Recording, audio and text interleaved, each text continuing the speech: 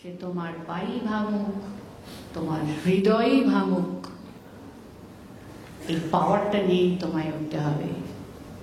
এটাই জীবন।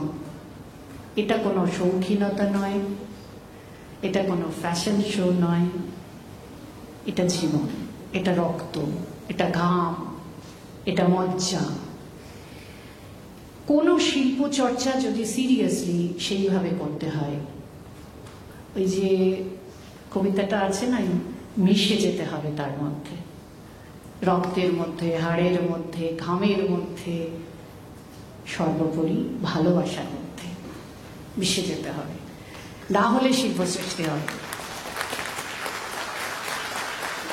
এখন দেখো, আমরা শিল্প চর্চা করি, সবাইকে এক উদ্দেশ্য নিয়ে করি। আমি যখন সুচিত্রাদের কাছে গান শিখতে গিয়েছিলাম, আমি কি গায়িকা হওয়ার জন্য গিয়েছিলাম? না, আমি তো আবৃত্তি ভালোবাসতাম, আবৃত্তি করতাম। আমার ওনার অনেকে যেমন বলে দিদিভাইকে খুব ভালো লাগে, আবার ওনার পার্সোনালিটিটা খুব ভালো লাগতো, ওনার হাঁটা চলা, কথা বলা, সাজগোজ, হ্যাঁ, আবার আমার দারুণ লাগতো। তো আমার খুব ইচ্ছে ছিল বাড়ির কাছে, আমি রবিতীর্থে না, বাড়ির কাছে সল্ট লেকে, যেখানে এখন স্বাগতা লক্ষ্মী থাকে, ওইখানে একটা বাড়িতে দিদি শেখাতেন, এবং ভর্তির সময় অডিশন হয়েছিল। তো সেই আমার খুব চিন্তা যে অডিশনে পাশ করবো কিনা, আমি তত ভালো গাইতে পারি না। আর প্রথম বেতন স্কুলে কোনো পরীক্ষায় কোনোদিন লাল কালির দাগ ছিল না, কিন্তু আমার গানের পরীক্ষায় একবার লাল কালির দাগ ছিল। ওই 8 না কত কি পেয়েছিলাম, 10-এ পাস।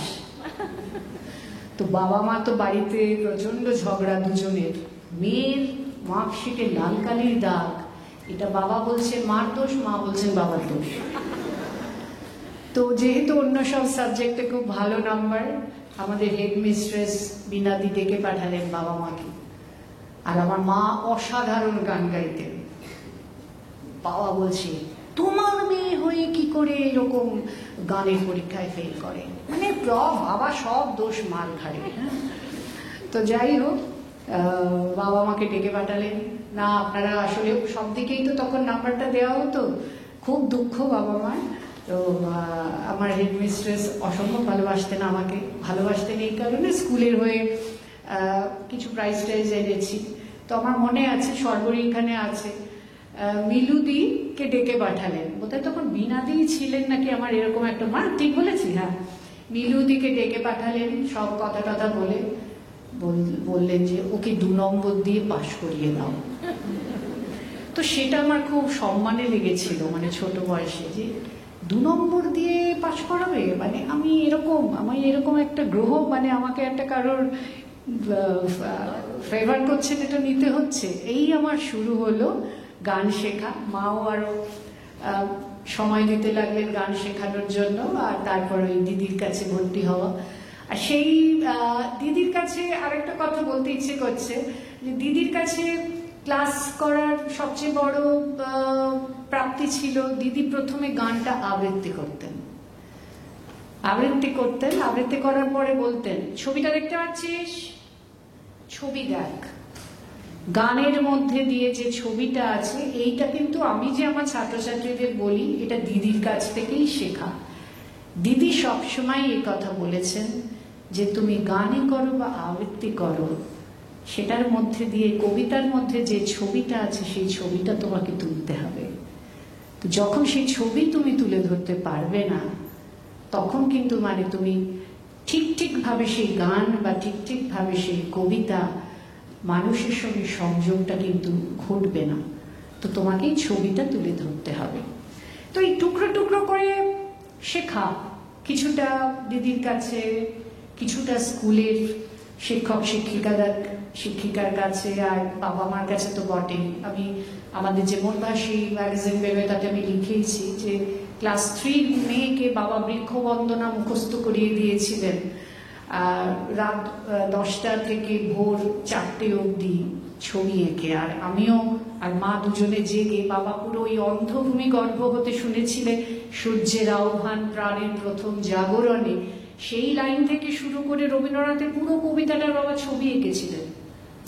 ছবি আঁকছেন আর বোঝাচ্ছেন, আর আমি ক্লাস 3 মেয়ে কি বুঝছি ভগবান জানে। কারণ বৃক্ষবন্দনা উৎসব বেতনে হতো, আমাকে বলা হয়েছিল যে খুব শর্ট নোটিসে বলা হয়েছিল যে ফার্স্ট 2টো প্যারাগ্রাফ বলতে হবে, পরের 2টো বা 3টে প্যারাগ্রাফ কলেজের কেউ, এই আর একটু উঁচু ক্লাসের কেউ বলবে, আর তারপর বলবে কলেজের। তো সেই বাবা যখন ওটা আমাকে ছবি এঁকে বুঝিয়ে দিলেন, অবাক কাণ্ড, 2 দিন বাদে কবিতাটা পুরো আমার মুখস্থ হয়ে গেল, পুরো বৃক্ষবন্দনা কবিতা। তখন বাবা এবং মা বুঝতে পারলেন যে আমার মানে স্মৃতি তাড়াতাড়ি নেয়, সবকিছু তাড়াতাড়ি নেয়, পুরো কবিতাটা আমার মুখস্থ হয়ে গেল। বৃক্ষবন্দনা খুব ছোট কবিতা নয়। তো এই যে ছোট ছোট ঘটনা বলছি, কিছুটা সুচিত্রাদির প্রভাব, কিছু বাবা মার প্রভাব তো অনেকটাই, স্কুলের শিক্ষক শিক্ষিকাদের প্রভাব, এবং বিভিন্ন মঞ্চে বিশিষ্টজনদের শোনা। গৌরী ঘোষ, প্রদীপ ঘোষ, পার্থ ঘোষের কথাও বলেছি। একটু বড় হয়ে যখন বুঝতে শিখেছি, সৌম্যমিত্র 4 অধ্যায়, যেটা কুণালদা বলছিলেন, কিছু দেখতে পান না তখন সৌম্যমিত্র, চোখে কোনো দৃষ্টি নেই। পুরো রবীন্দ্র সদন স্টেজটা ওনার মেমোরিতে, যে এখান দিয়ে 2 ফুটেই 3 ফুটেই পুরো, কিন্তু বোঝাই যাচ্ছে না যে উনি চোখে কিচ্ছু দেখেন না, কিন্তু উনি ওই তাপস সেনের আলো, সৌম্যমিত্র তৃপ্তিমিত্র মিড স্টেজে, আমি এখনো ছবিটা দেখতে পাই। আমি বোধহয় হয় 12 বা ফার্স্ট ইয়ার, একটা ক্যান্সার হসপিটালে সাহায্যার্থে সৌম্যমিত্র তৃপ্তিমিত্র ওই শোটা করেছিলেন 4 অধ্যায়। এবং রবীন্দ্র সদন থেকে লাইনটা, ওই যেটা ভবানীপুরের আমাদের ওই সিঙ্গাড়া চায়ের দোকানটা, পাঞ্জাবি ধাবাটা, বালবন্ত সিং ধাবা, ওই বালবন্ত সিং ধাবা পেরিয়ে কিন্তু লাইন চলে গেছে রবীন্দ্র সদন থেকে। ওইখানে আমার এক বন্ধুকে দাঁড় করিয়ে রেখে আমি টিকিট সংগ্রহ করে ওটা দেখেছি, একদম রবীন্দ্র সদনের ওপরে লালকানির পেছনের সিটে, একদম পেছনে। আমি তো পুরো ফিক্স হয়ে যাচ্ছি যে কি দেখছি, তাপস সেনের সেই অসাধারণ আলো, এলা রতিন, সৌম্যমিত্র তৃপ্তিমিত্র, আর সেই কবিতার লাইন, প্রহর শেষের আলোয় রাঙা সেদিন চৈত্র মাস, তোমার চোখে দেখেছিলেন আমার সর্বনাশ। আর তাপস সেনের আলো, সৌম্যমিত্রের কণ্ঠ, এমন ভাবে সিনক্রোনাইজ করছে পুরো সিচুয়েশনটা, মানে আমি কি বলবো, এই সবগুলো তো নেক্সট জেনারেশন দেখতে পেল না, এগুলো তো তখন রেকর্ডিং বা কিছুই হয়নি। আর মানে কি বলবো, স্বর্গের দৃশ্য হচ্ছে সুন্দর কিনা আমি জানি না, আমার মনে পড়ে এইসব দৃশ্যগুলো, আমার মনে পড়ে। তো এইভাবে কিন্তু শেখা।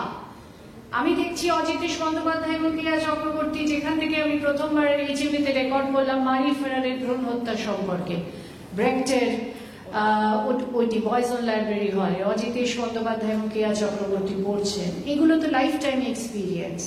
খুব লাগে যে, খারাপ লাগে যে তোমাদের সামনে সেইগুলোর ভিডিও রেকর্ডিং বা কিছু পৌঁছে দিয়েও গেল না, সেই টেকনিক সেই কিছু তখন ছিল না যে তোমরা ওগুলো দেখতে পারবে, বুঝতে পারবে। সে এক দারুণ অভিজ্ঞতা।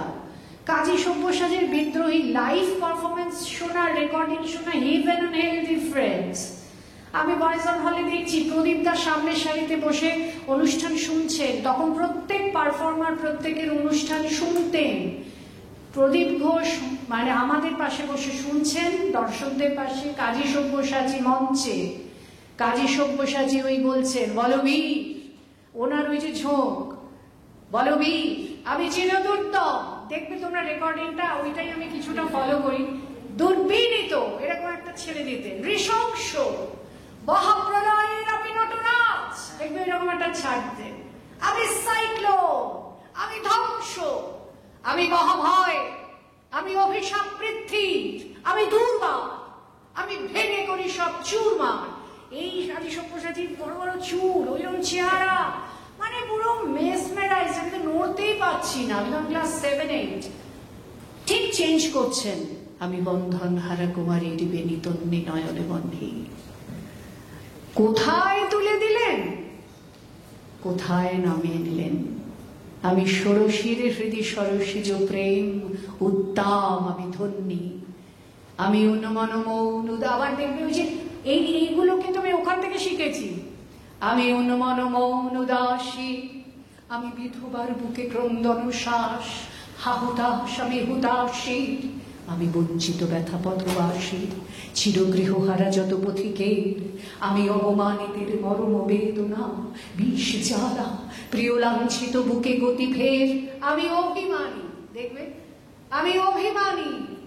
ঠিক এইভাবে একটা ধরে ছুঁড়ে দিচ্ছেন। আবার শেষে, আমি সেই দিন হব শান্ত, যবে উৎপীড়িতের ক্রন্দন রোল আকাশে বাতাসে ধ্বনিবে না, অত্যাচারীর খড়গ কৃপাম ভীম রণভূমে রণিবে না, আমি বিদ্রোহী রণক্লান্ত, আমি সেই দিন হব শান্ত, আমি বিদ্রোহী ভৃগু।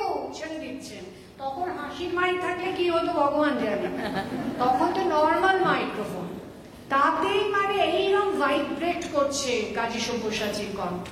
তো আমি কিন্তু ওই যে শুনতাম, শুনে যত ছোটই হই যাই পারি, আমি ওই ছোটবেলা থেকে ওই জন্য মধুবংশীগুলি মুখস্থ, বিদ্রোহী মুখস্থ, লীলা সঙ্গিনী মুখস্থ, ওই বাড়িতে এসে ওগুলো প্র্যাকটিস করতাম। আর বাবা ওই এলপি রেকর্ডগুলো এনে দিয়েছিলেন, বাড়িতে আমাদের সারাক্ষণ চলতো। এই যে চলতো, এটাও দেখো একটা শিক্ষা, আমার কান তৈরি হয়ে গিয়েছিল। একজন শিল্পী বা একজন পারফর্মার হতে গেলে মন, যেটা বারবার করে সোহিনী বলছিল, মন তৈরি হতে হবে আর কান তৈরি হতে হবে।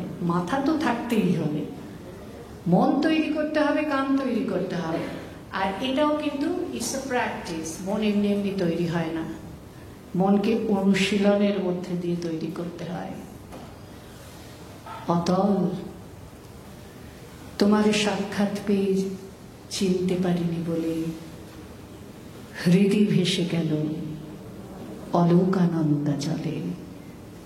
করো আনন্দ আয়োজন করে পড়ো, লিপি চিত্রিত লিপি আঁকা বাঁকা পাহাড়ের শালুতলে, যে একা ঘুরছে তাকে খুঁজে বার করো।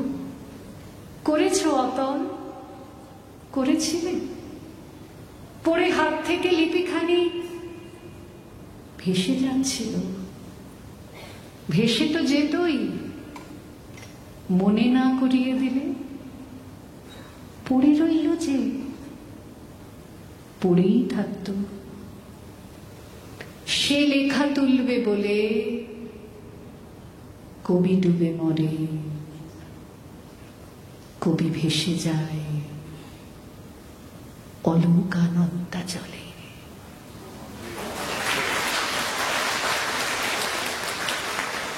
অলোকানন্দা জলে প্রেমের কবিতা, তাই তো? তো জয়দা তখন একটা ইন্টারভিউতে শুনলাম, জয়দা তখন প্রেমে পড়েছিলেন একজনের, একটি মেয়ে, সে মার্ক্সবাদী আর কি, মার্ক্সিস্ট ছিল। তো জয়দা এই কবিতাটি লিখে পাঠিয়েছিলেন। তো মেয়েটা পছন্দ করেনি কবিতাটা, কিন্তু কবিতাটা রয়ে গেছে একটা প্রেমের কবিতা হয়ে। জয়দার একটা ইন্টারভিউ দেখছিলাম, ও বাংলাদেশে ওই কবিতা উৎসবে গিয়েছিলেন, ওরা ইন্টারভিউ করেছিল জয়দাকে। তো এই কবিতাটা সম্পর্কে বলছিলেন, এই যে খুঁজতে থাকি যে পার্সপেক্টিভটা কি, কোথায় লিখেছেন, কেন লিখেছেন। হ্যাঁ, এই যে অতল, তল নেই তো, অতল, ওটা উচ্চারণ, ওটা শুধু উচ্চারণ নয়, কিন্তু ওই অতল শব্দটার মধ্যে দিয়ে ছবিটাকে তুলে ধরা, যা তল পাওয়া যায় না। আচ্ছা, বেশি সময় নেই, দেখো এই নিয়ে করতে করতে আমি 3 ঘন্টা বলে দিতে পারি, যা এনার্জি এখনো আছে। এটা কিন্তু একটা প্লাস পয়েন্ট আমার, আমি সবসময় এনার্জেটিক থাকি। এবং আমার যারা খুব ক্লোজ সার্কিটে থাকে ওরা জানে যে আমি কতটা এনার্জেটিক থাকি। খুব ক্লান্ত আমাকে বা কেউ খুব একটা মানে সেভাবে দেখবে না, যদি না একটা মানসিক কারণে অত্যন্ত আমি বিব্রত এবং বিধ্বস্ত থাকি। তবু সোহিনীর কথা ঠিক, ওটা আমি থেকে ধীরে ধীরে কিন্তু নিজেই বেরিয়ে আসি। যে ব্যাপারটা আমাকে খুব ইরিটেট করে, যার সঙ্গে সম্পর্কটা আমাকে খুব ইরিটেট করে, আমি কোনো পজিটিভ ভাইবস পাই না, আমি কাউকে তো দুঃখ দিই না, আঘাত করি না, আমি ধীরে ধীরে একটু দূরে চলে যাই। কেন যাই? কবিতার জন্যে, নিজের জন্যে। কবিতাকে নিয়ে থাকতে গেলে একটা মেন্টাল পিস খুব দরকার। তো সেটার জন্য কোনো ইরিটেশনকে আমি অ্যালাউ করি না, কিন্তু সেটা তো স্বাভাবিক নয়, আসে। সেটার একটা শিক্ষা ভেতরে ভেতরে করেছি। জীবনে অনেক রকম প্রতিবন্ধকতা এসেছে, সেটাকে কি করে ওভারকাম করবো আমাকে কেউ বলে দেয়নি। ভেতরে ভেতরে একটা শিক্ষা আমাকে ওভারকাম করতে শিখিয়েছে, কাউকে দুঃখ না দিয়ে, কাউকে আঘাত না দিয়ে। তোমার রাস্তাটা তার রাস্তা থেকে একটু আলাদা হয়ে গেছে, সে তার রাস্তায় যাক, আমি আমার রাস্তায় যাব, কিন্তু আমার ফোকাস পয়েন্ট তো কবিতা, আমাকে সেই পয়েন্টে স্থির থাকতে হবে। আমি তোমাদের বলবো, কোনো কবিতা হাতে পেলে তিনটে ব্যাপারে, একটা বেসিক কথা বলছি, তিনটে ব্যাপারে কনসেন্ট্রেট করবে বা ভাবতে পারো। আমি বলছি বলেই ভাবতে হবে তা নয়, কিন্তু আমি ওভাবেই ভাবি। একটা কবিতা পেলাম, কি ভাবি? প্রথমে একটা মানুষকে পেলাম, কি ভাবি? ঠিক তো, লোকটা ভালো তো, মেয়েটা ঠিক আছে তো, মানে এই তো, তাই তো, একটা মেয়ে, একটা ছেলে বা মেয়ে যার সঙ্গে আলাপ হলো, তাকে নিয়ে এইভাবে ভাবি, ঠিকঠাক মানুষের বিশ্বাস করছি, ঠিক আছে তো, এরকম একটা ভাবি তো। একটা তাকে হয়তো কোনো নিজের কবির কথা বলবো, তো একটা কবিতাকে কিভাবে ভাবি? আমি একটা কবিতাকে পেলে তার চরিত্রটা ভাবি। কবিতাটার চরিত্র কি? কবিতাটা কি একটাই চরিত্র, না আরো কতগুলো লেয়ার আছে, অনেকগুলো চরিত্র, সেটা ভাবি। আচ্ছা, এবারে ভাবি, মানে আমি জাস্ট বলছি, এটা তো ভাবি, এটা কি প্রেম, নাকি প্রেমের ভেতরে আরো কোনো লেয়ার্স আছে? এটা কি প্রতিবাদ?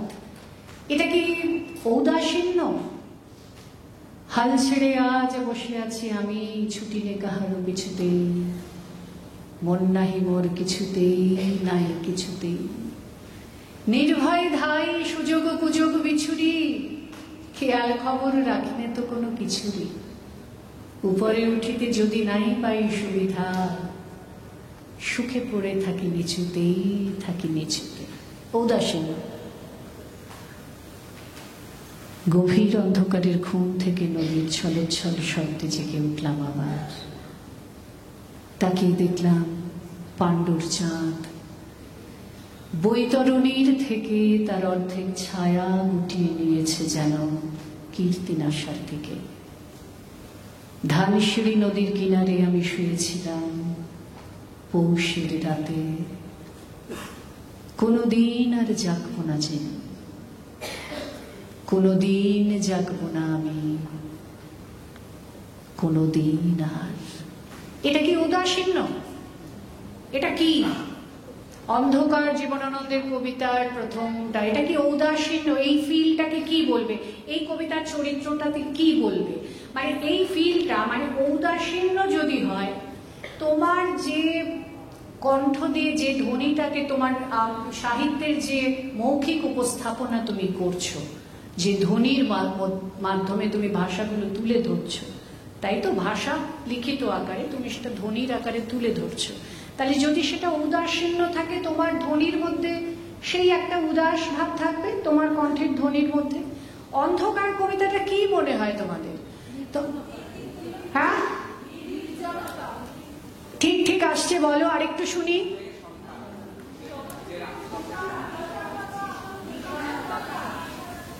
নির্লিপ্তি, নির্লিপ্তি, অন্তত আমি সেটা বুঝেছি, নির্লিপ্তি। আমি চেষ্টা করি কণ্ঠের মধ্যে ঔদাসীন্য না, নির্লিপ্তি আনার জন্য।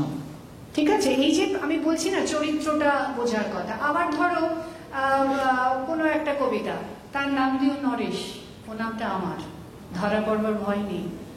এমন অনেক মালতী আছে বাংলাদেশে, তারা ফরাসি জার্মানি জানে না, কাঁদতে জানে।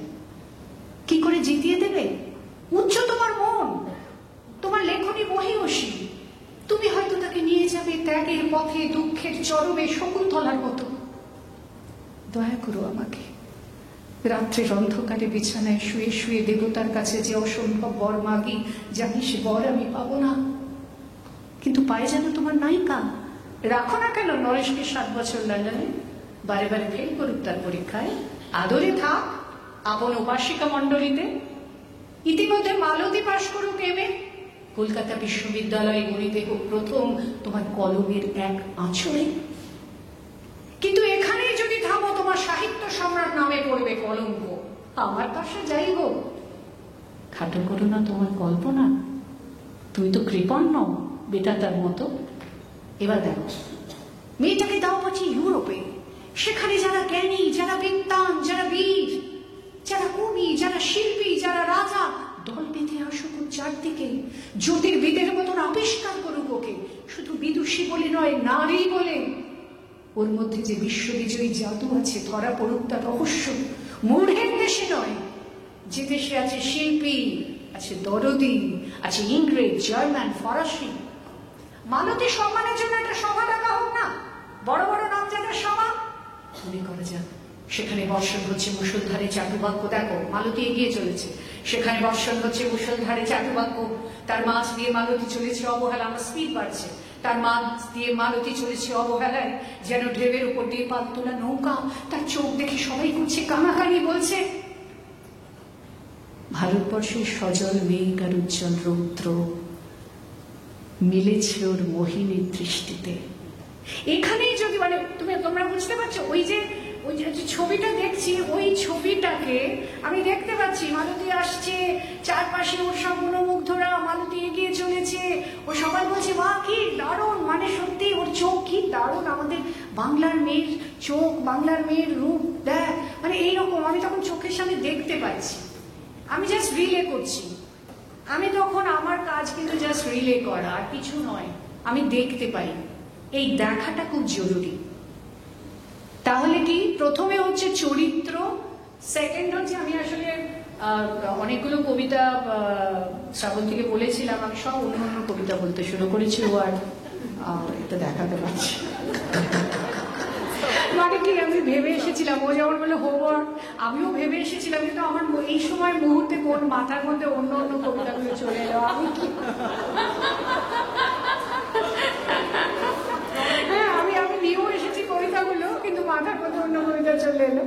আবার হচ্ছে যে প্রথম হচ্ছে তাহলে চরিত্রটা বোঝা, একটা চরিত্র না, দুটো চরিত্র না, তিনটে চরিত্র, সেটা বোঝা, লেয়ার্স গুলো। সেকেন্ড যেটা আমি শ্রাবন্তীর সঙ্গে সেদিন আলোচনা করছিলাম, যে ভিশন। একটা কবিতা আবৃত্তি করার আগে সেই কবিতাটা নিয়ে আমার ভিশন কি, আমি কিভাবে দেখি কবিতাটাকে। আমি এইসব ব্যাপারে অনেক সময় আলোচনা করি ওর সাথে, কারণ তোমরা সবাই জানো আমার সবকটা কাজে ও অ্যাসিস্ট করেছে, এবং ওর মধ্যে অনেক গুণ। একটা মানুষের এত গুণ এরকম পাওয়া কিন্তু খুব দুর্লভ, মানে এরকম পাওয়া। আমার অনেক গুণী ছেলেমেয়েরাই এখানে আছে, বাট শি ইজ এক্সেপশনাল। ঈশানও এক্সেপশনাল, আরো অনেকেই আছে, ওর জন্য একটা করতালি। তো যে কথাটা বলছিলাম, ভিশন। একটা কবিতা ধরো পথের পাঁচালী, আজকে বারবার করে সত্যজিৎ রায়ের কথা এসেছে, পথের পাঁচালী সত্যজিৎ রায় করেছেন, তার একটা ভিশন। যদি সেটা মৃণাল সেন করতেন আর একরকম দেখতেন, তো ওই একই উপন্যাসকে আর একরকম দেখতেন। যদি তরুণ মজুমদার করতেন আর একরকম দেখতেন, যদি ঋতুপর্ণ করতেন আর একরকম দেখতেন। একই উপন্যাস কিন্তু এক একজন এক এক রকম দেখছেন, কিন্তু দেখছেন। আমি কবিতাটাকে একটা দেখি, এবং আমাকে যে সোহিনী বলছিল না যে তুমি ভুলো না, ভুলি না একদম নয়, একটা দুটো শব্দ ভুলেছি, অন্য শব্দ বসে গেছে, এরকম হয়। বা একবার আমি 1.5 মিনিট বা 1 মিনিটের জন্য রবীন্দ্র সদন স্টেজে কিছু বলতে পারিনি, সেটা অনেকে জানে, আমার ক্লোজ। বাবার ডায়ালিসিস চলছিল উডবার্ন ওয়ার্ডে, তো বাবাকে ডায়ালিসিসে ওখানে বসিয়ে দেখছি যে যেখানে বাবার চ্যানেল করা হয়েছে ফিনকি দিয়ে বাবার চারপাশে রক্ত হাত পায়ে। তো ওইটা দেখে আবার আমার কমিটমেন্ট রাখতে রবীন্দ্র সদনে আসতে হয়েছে। আমি যখন ওই কবির মৃত্যু বলছি, পাশে শান্তনু, তো বলতে গিয়ে ওই রকম কবিতা, যেটা আমি কতবার তার আগে মঞ্চে বলেছি, এটা 2005-এর আগের কথা বলছি, আমার বাবা 2005-এ চলে যান, আমার একদম ব্ল্যাঙ্ক হয়ে গেল। কারণ আমি কবিতাটার পর, ওই প্যারাগ্রাফটার পরে ওই বলবো রক্ত, আমার মনে আছে কোন জায়গাটা, রক্ত গধূলির পশ্চিমে জ্যোৎস্না দক্ষিণে মেঘ, ওই যে রক্ত কথাটা এলো, ওই যেই রক্ত কথাটা এলো, ওই আমার মানে ব্রেনটা চলে গেল ওই ডায়ালিসিস রুমে। কারণ আমি বাবাকে ওইভাবে দেখে এসেছি রক্তাক্ত। আমার যেহেতু স্টেজ টাইম, আমি চলে আসতে হয়েছে। ওই রক্ত গধূলির ওই জায়গাটা 1 মিনিট আমি চুপ করেছিলাম। আমি ভেতরে ভাবছি কি আমার কিছু মনে পড়ছে না কেন, আমার শুধু বাবার ছবিটা মনে পড়ছে কেন, কেন আমার কবিতার করে। তারপর আবার রক্তগধূলির পশ্চিমে জ্যোৎস্না, দক্ষিণে মেঘ, বাঁশ বনে ডেকে উঠল বিপন্ন শেয়াল, ওই আওয়াজ শুরু করলাম। এই একটা শব্দ থেকে কিভাবে লাফিয়ে গিয়ে আমি ওই বাবার ডায়ালিসিস রুমে চলে গিয়েছিলাম। তো এই যে হয়, এটাও মনের ব্যাপার। আমাদের মন ওভার সেন্সিটিভ। শিল্পী বা যারা আমরা এইসবের ভেতরে সবসময় ডুব দিই, আমাদের মন সেই রকমই থাকে। আমি আর না, বেশি সময়, অনেক কথা মনে হচ্ছে বলার আছে, মনে হচ্ছে কিছুই বলা হলো না। তো আবার একটা কোনো কিছু অর্গানাইজ করলে আমি 3 ঘন্টা বলবো। হ্যাঁ, আমি 3 ঘন্টা বলবো, কেননা এত কম সময় আমার এই 33-34 বছরের এক একটা অভিজ্ঞতা থেকে এক একটা শিক্ষা, এটা তোমাদের কাছে কনভে করা যাবে না, আমার আরো সময় লাগবে। আমি থার্ড যে পয়েন্টটা বলবো, তাহলে সেকেন্ড পয়েন্ট হচ্ছে ভিউ, মানে ভিশন। তুমি কিভাবে কবিতাটা দেখছো। তুমি এই কবিতা শুধু না, গান, একই গান দেবব্রত বিশ্বাস একরকম, সুচিত্রা মিত্র একরকম, সুবিনয় রায় একরকম, এবং আরো একজন জয়তী হয়তো আর একরকম গাইছে, কেননা ও ভিশনগুলো পাল্টে যাচ্ছে। কোনো কবিতা যখন বলবে, শুধুই উচ্চারণ না, শুধুই তার তথ্যগত ঘটনা, শুধুই কবি পরিচিতি না, তোমার ভিশন ঠিক করবে। জীবন দেবতা বলবে, তোমার ভিশন কি কবিতাটা সম্পর্কে, অন্তরমহ বিকশিত করো, গীতাঞ্জলির কবিতা। তোমার ভিশন কি? অনেকে বলেন অন্তরমহ বিকশিত করো, অন্তরতর হে। আরে অন্তরমম বিকশিত করো মানে তো আমার মনটাকে তুমি বিকশিত করো। তুমি এই পূজাটা বা প্রেয়ারটা কাকে করছো? যে তোমার অন্তরতর, তাই না? দুটো অন্তরের উচ্চারণ কিন্তু আলাদা।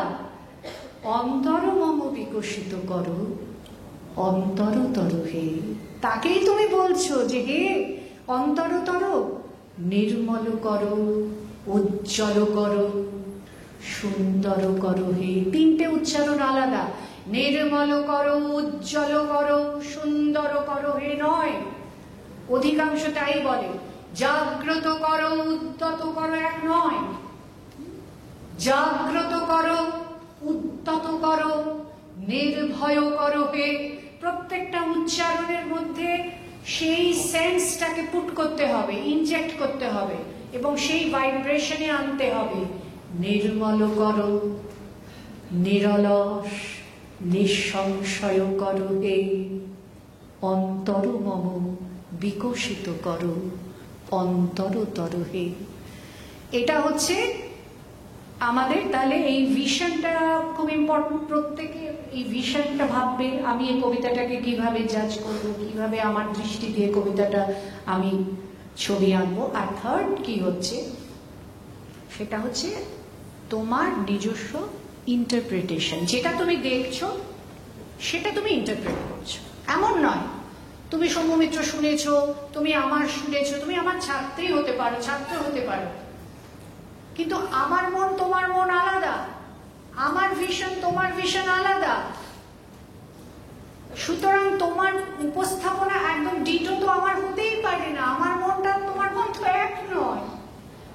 আমার আকাশে একটু লালচে নীল, কালচে লাল মেঘ দেখলে আমার এখন কিছুই ভালো লাগছে না, আমার ওই আকাশটার দিকে তাকিয়ে থাকতে ইচ্ছে করছে। তো তোমার নাও করতে পারে। আমি একটা পাতার মধ্যে দেখছি একটা টুকটুক করে উপর থেকে জলের ফোঁটা পড়ছে, আমার এখন আর আমি ওইটা একটু দেখবো, আমার এটা দেখতে ইচ্ছে করছে। তোমার ভালো নাও লাগতে পারে, তাই না? তো তোমার ভিশন আলাদা। আমি বা আমরা কি শিখিয়ে দিতে পারি? আমরা বলে দিতে পারি, যে বলে দিচ্ছি মডুলেশন। মডুলেশনও কিন্তু কোনো গ্রামেটিক্যাল ব্যাপার নয়। ওই তোমার ভেতরে ধাক্কা দিচ্ছে, তোমার ভেতরে একটা ভাইব্রেশন হচ্ছে, তুমি কণ্ঠে সেটাকে নিয়ে ভাইব্রেট করতে হবে তোমাকে। এইটা মাথায় রেখো, শুধু উচ্চারণ নয়। এবং যখন তুমি সেই জায়গাটায় পৌঁছতে পারবে, সাঁওলেদের সেই উচ্চারণ, সেই ভাইব্রেশন, শম্ভুমিত্রের সেই উচ্চারণ, সেই ভাইব্রেশন, অজিতেশ বন্দ্যোপাধ্যায়ের সেই উচ্চারণ, সেই ভাইব্রেশন আমরা ভুলিনি, আমি ভুলতে পারি না। যতটুকু পারি ইউটিউবে বারবার শুনি। রক্তকরবী করার আগে বারবার শুনেছি নন্দিনী, তৃপ্তি মিত্রের নন্দিনীকে, কেন এখানে উনি একটা হু বলেছেন। আবার শুনেছি কেন বলেছেন, কেন এখানে ওনার এটা হলো। আমি নিজে রিহার্সাল করা বাইরে যেমন করেছি, আমি নিজে রিহার্সাল করেছি, নিজে। এবং শুধু তৃপ্তি মিত্র নন্দিনী শুনছি না, পাশের চরিত্রগুলো শুনছি, বিশুবাবু শুনছি, রাজা শুনছি। আমি তখন দেবেশদার সঙ্গে এটাকে ট্যালি করাচ্ছি, প্রত্যেকটা চরিত্র শুনছি। এবং সেখান থেকে আমার একটা আলাদা ভিশন তৈরি হচ্ছে যে নন্দিনী কি আমার কাছে, নন্দিনী আজকের নন্দিনী, তার ম্যানারিজম, তার কথা বলা তো অন্যরকম, তাই না? তার প্রতিটি চরিত্র, প্রতিটি শব্দ দিয়ে আমি সেই নন্দিনীকে আঁকবো, সেইভাবে আমাকে আমি তোমাকে ঘৃণা করি, তোমরা যারা শুনেছো তারা জানো, সেই যে প্রবল ঘৃণা, সেটা যেন আশ্রয় পড়বে অডিয়েন্সের কানে। রাজার ঔদ্ধত্যকে আমি ঘৃণা করি, তাই না? তো এটা কিছুই মানে একদিকে কিছুই না, আমার কাছে খুব অনায়াসে আসে, কেন আমার মন সেভাবে সেট, মনটাকে সেইভাবে সেট করতে হবে। তাহলে পরপর স্টেপ বাই স্টেপ, প্রথম থেকে যখন তোমরা আজকে গিয়ে বাড়িতে এই কর্মশালার কথা ভাববে, তখন প্রত্যেকের কাছ থেকে কি কি জিস্ট ওয়ার্ডস তোমরা পেলে, আমরা তো পরে ইউটিউবে এটা আবার দেব, জিস্ট ওয়ার্ডস কিছু পেলে, কুণালদার কাছ থেকে কিছু পেলে, ভয়েস থেরাপিস্ট সোমনাথের কাছ থেকে পেলে, সোহিনী, অগ্নি, আমি কি পেলে, নোট ইট ডাউন। তারপর যখন ইউটিউবে আসো, মেলাও, নিজেকে তৈরি করতে হয় ডে টু ডে, প্রতিটি কাজের মধ্যে দিয়ে তৈরি করা। একটা কবিতা বলে আমরা সবাই মিলে যেটা জানি, কোনটা আছে বলতো, সবাই জানো, এই তো জানো পেতে বসেছি পশ্চিম, আজ বসন্তের শূন্য হাত, ধ্বংস করে দাও আমাকে যদি চাও, আমার সন্ততি স্বপ্নে থাক। আচ্ছা, যাদের আমার কাছে আছে, তো যাদের মুখে একসাথে সবাই বলো, একটা আজকে এর ওপরই ওয়ার্কশপ, সুতরাং আমরা সবাই মিলে একটা আবৃত্তি করি। যদি এই 2025-এই কোনো একটা সময় আমার ইচ্ছে রইল, আর একসঙ্গে যদি জানানো হবে, সবাইকে আবার পাই, ভালো লাগবে কোনো একটা জায়গায় মিলিত হয়ে। শুধু আমার 33 বছরে যেভাবে আমি শিখেছি 1 2 3 4 5 6 7 8 আবৃত্তিতে মাধ্যমিক উচ্চ মাধ্যমিক পাশ করেছি, এখনো আমার মনে হয় আবৃত্তিতে আমি যেটুকু শিখেছি সেটা আমার গ্র্যাজুয়েশন লেভেলই রয়ে গেছে, এখনো আমি পোস্ট গ্র্যাজুয়েট লেভেলে প্রবেশ করতে পারিনি, আরো শিখতে হবে, আরো জানতে হবে। তো সেইটুকু আমি তোমাদের এক্সাম্পল দিয়ে জানাবো। আমরা এসো, শঙ্খদার এই কবিতা, আজ বসন্তের শূন্য হাত অবশ্যই নয়, যদিও অনেক কিছু পারিপার্শ্বিক সংকট চারপাশে আছে, এবং আমরা যারা এখন সিনিয়র, আমরা চাইবো যে আমাদের সন্ততি স্বপ্নে থাক, এটাও একটা মেসেজ। কালকে বসন্তের শূন্য হাত ভরে যাবে তোমাদের অনেকের উপস্থিতিতে, মেবেলনে নিশ্চয়ই জমজমাট অনুষ্ঠান হবে, কবিতায়, গানে, কথায়। চলো আমরা সবাই মিলে আবৃত্তি করি। ও আচ্ছা, ঠিক আছে, আমি তাহলে বলছি আর তোমরা একটু রিপিট করো।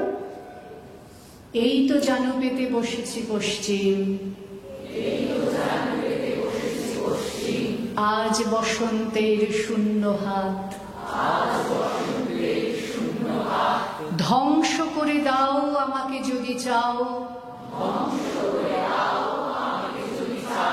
আমার সন্ততি স্বপ্নে থাক।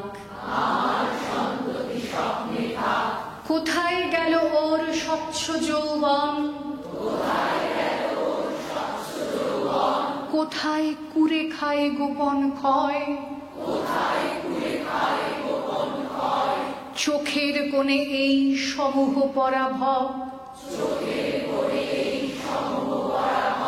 বিষায় ফুসফুস ধমনী শিরা,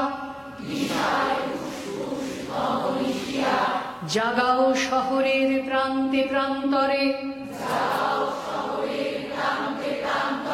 ধূসর শূন্যে রাজান গান, পাথর করে দাও আমাকে নিশ্চল, আমার সন্ততি স্বপ্নে থাক। নাকি এ শরীরের পাপের বীজাণুতে কোনোই ত্রাণ নেই ভবিষ্যের, আমারই বর্বর জয়ের উল্লাসে মৃত্যু ডেকে আনি নিজের ঘরে, নাকি এ প্রাসাদের আলোর ঝলসানি পুড়িয়ে দেয় সব হৃদয় হাড় এবং শরীরের ভিতরে বাসা গড়ে লক্ষ নির্বোধ পতঙ্গে। আমারই হাতে এত দিয়েছ সম্ভার, জীর্ণ করে একে কোথায় নেবে, ধ্বংস করে দাও আমাকে ঈশ্বর, আমার সন্ততি স্বপ্নে থাক, ধ্বংস করে দাও আমাকে ঈশ্বর, আমার সন্ততি স্বপ্নে থাক। আজ এই